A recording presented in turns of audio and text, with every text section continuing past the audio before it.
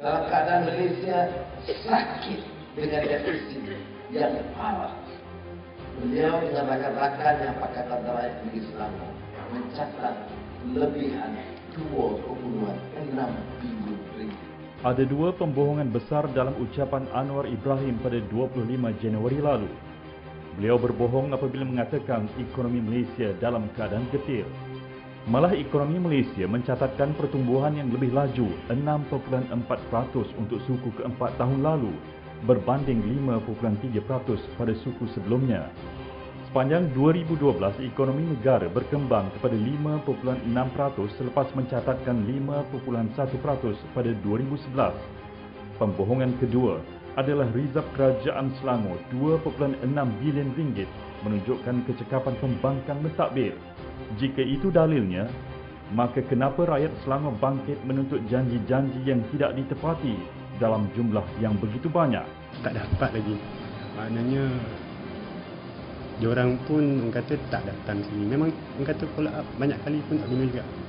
Seperti mana yang macam Pakatan Rakyat dijanjikan untuk warga emas dan tunggal, tak dapat. Memang tak dapat dirasa. Apa yang berhak kita dapat.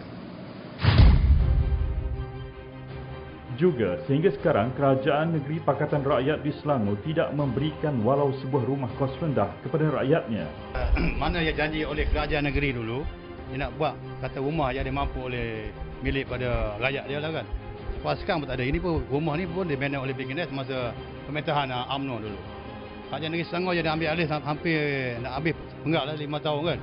Belum ada lagi bukti di Selangor ni mengata ada rumah kos rendah.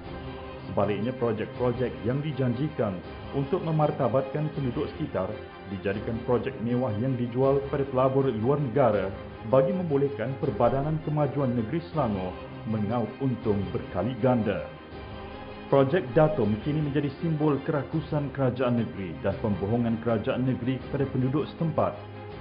Bila dia naikkan projek ni, penduduk tak tahu. Ya, dia tak ada notis bantahan. Tarikh pun tak ada. Ya. Jadi apa yang dia buat tu adalah projek yang asal, bukan projek datum yang mega ni, ya. Jadi di situ dia mengabui penduduk, ya. Penduduk memang tak perasan, ya. Sampai bila kita meneliti secara halus barulah kita dapat tahu projek tu memang projek yang bukan asal, ya. Saya bukan orang politik. Saya bukan orang politik. Kalau berani datang jumpa saya, 1 to 1 pun boleh, 10 to 1 tu pun boleh. Tak, saya akan jelas siapa yang buat duit dalam projek ni. Ini money laundering semua ada. Ya, komplit. Jalan-jalan raya di Lembah Kelang yang teruk berlubang tidak dibaiki. Sungguh pun kerajaan persekutuan menyalurkan peruntukan yang begitu banyak. Anwar adalah penasihat ekonomi Selangor dan beliau cuba menjajah kerajaan pimpinan PKR sebagai contoh pentadbiran yang bakal diwarisi negara jika Pakatan menawan Putrajaya. Mereka tidak urus dengan proper, dengan betul. Macam mana boleh dapat untung dari hasil daripada pasir.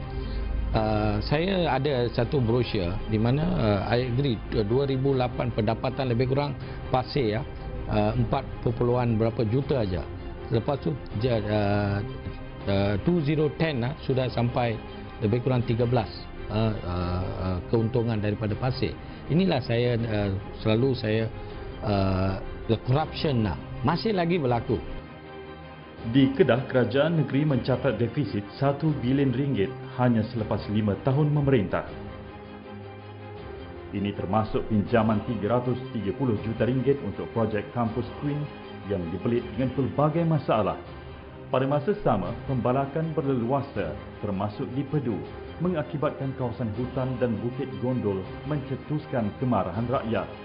Kegagalan menyelesaikan isu-isu asas seperti perumahan untuk rakyat dan sebagainya mencetuskan desakan dalam PAS sendiri untuk Azizan digugurkan pada PRU ke-13.